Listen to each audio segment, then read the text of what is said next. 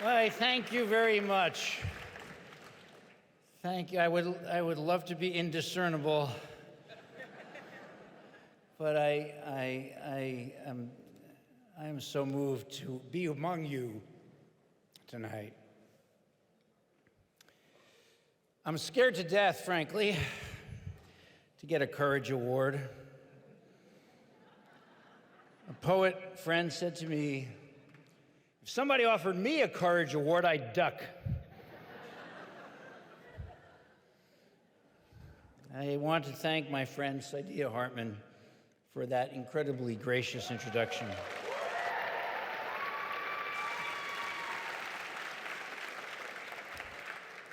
I teach a course on the modern and the postmodern, and at the end of the class, I have the privilege of teaching Saidiya's work alongside other contemporary thinkers about democracy, about race, about history, creativity. And so it's a real honor for me just to stand on the same stage with Saidiya Hartman tonight. I want to thank PEN America for this honor, especially the Benensons who have created it, and my buddy Jenny Boylan. I want to thank my colleagues from the Board of Trustees at Wesleyan, several of whom are here tonight.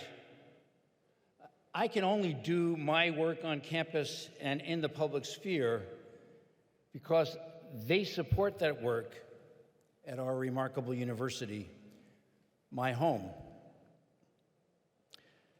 I also want to thank my wife, Kari Weil, and our daughter, Sophie Weil Roth, for all their loving support. They're here tonight. Sophie's up late. She's a public school teacher with an expertise in literacy training, and she has to show more courage every day in the classroom in her elementary school than I'll ever have to muster.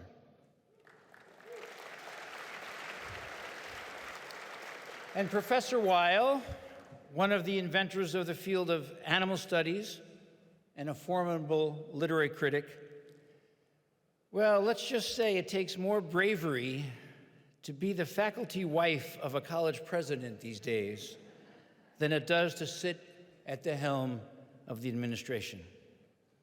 I am so grateful for their love and support and their presence here tonight. We are going to have to draw on love and support if we are to resist the slide towards authoritarianism that has gathered momentum across the land. We need writers and teachers, editors and publishers to remind our fellow Americans that if you reside in this country, you have every right to due process, to speak your mind, to love whom you want. These are fundamental aspects of the aspirational America that Jenny described in her opening remarks. We need to remind ourselves that free expression should also encourage an ability to listen to those with whom one disagrees. We need to reach out beyond our friends and our supporters to find new allies if we are going to defeat this madness that has gripped the land. It is all too easy for us to take understandable refuge with those people who share our opinions. But we must find common cause with people who care about freedom, but might disagree with us about tariffs or about taxation or about Palestine. We must find ways to work together to make our commitment to free expression also a commitment to listening more deeply.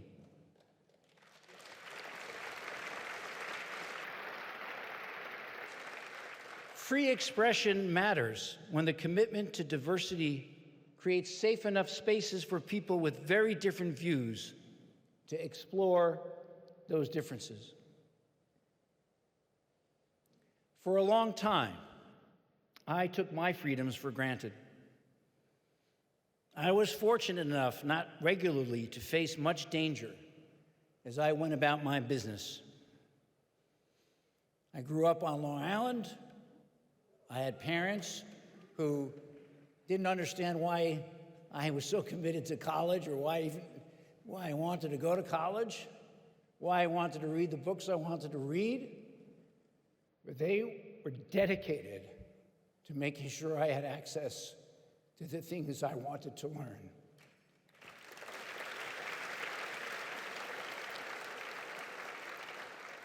When I wanted to read Steal This Book by Abby Hoffman, my father said, "Take it from the library. I'm not buying that crap."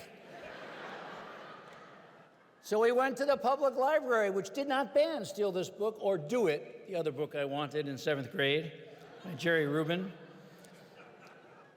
And we went to the librarian. My father, who was a furrier, was very embarrassed by his son's interest.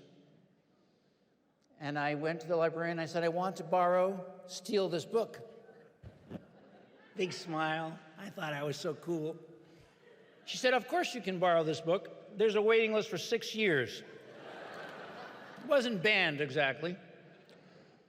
So my dear dad went to Barnes & Noble. In those days, if memory serves, on 7th Avenue and 35th. And he went, this old crotchety, pretty conservative Jewish Democrat, that makes sense, and bought me Abby Hoffman and Jerry Rubin's book and put them in a brown paper bag, put them under his coat, and took the LARR, Seaford, what is it? Seaford, Massapequa Park. Gave me the books. Said, "The only thing I ask you, Mike, it would have been, the only thing I ask you is don't take these to school." Of course, the next day I took them to school. I think of that tonight. That fundamental American immigrant desire. Say, you can read what you want. You can think what you want. You may be wrong, but you can do it in this country. So I was complacent about my freedoms because I was given them in my family, in my town. But today, complacency about our freedoms can lead to complicity in tyranny. It's time, as was said earlier this evening, that we wake up. It's time we see clearly how much there is yet to do for what Saidiya has called the incomplete project of freedom. Let us recognize how we can advance that project in the face of resurgent authoritarianism. We know how to do this without demonizing minority groups or minority opinions. We know how to do this without stirring up engagement through rage and hatred.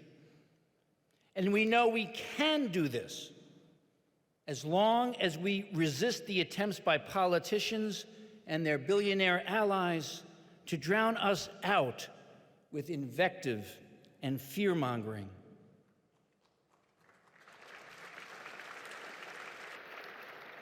Let us find courage in one another's good company to fight back against those who would take our freedoms away. Thank you very much.